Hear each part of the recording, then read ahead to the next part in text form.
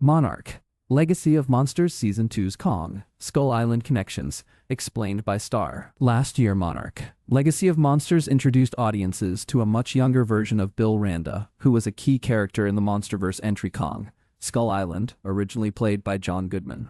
The show's Bill was brought to life by Anders Holm, and he presented an entirely different Randa. This scientist was filled with hope and optimism, though both iterations shared an intense desire to discover the unknown. Obviously, there are tons of events that must have happened between those two projects for the younger Bill Randa to grow into that very jaded older version, one who seemed to want to eradicate Titans entirely. Thankfully, Season 2 of the Apple TV series will further connect the dots and help fill in those blanks regarding Bill's evolution, something that shouldn't be a surprise given Season 1's Big Kong cliffhanger. The direct's Russ Milheim sat down with Monarch. Legacy of Monsters star Anders Holm, where the star teased how Season 2 of his series will further bridge the gaps between the show and Kong, Skull Island. Holm first explained that Season 2 is almost like a new prequel that helps serve the modern-day story that sees Bill Randa still on the hunt and looking for the unknown.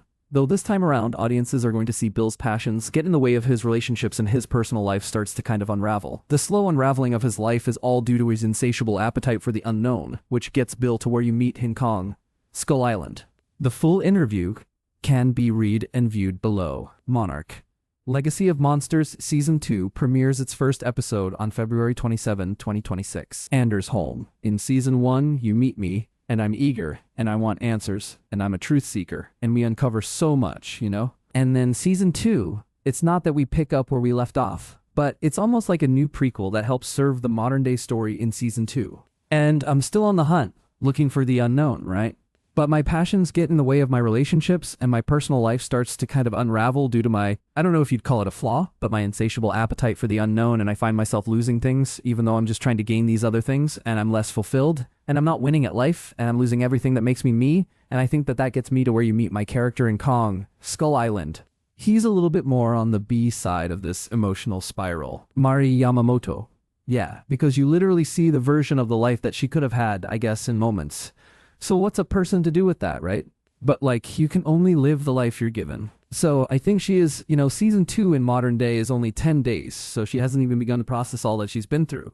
So I think there's a lot of therapy happening post Season 2, but in the moment of it, she's just trying to keep up. And at the core of it, who she is, like, she wants to be useful, and she's so optimistic, so she's trying to get back to that, despite the grief and despite the what-ifs. All she can do is move forward. That's how she's lived her life, and that's why she is who she is. The full interview can be viewed below, alongside our conversation with Monarch.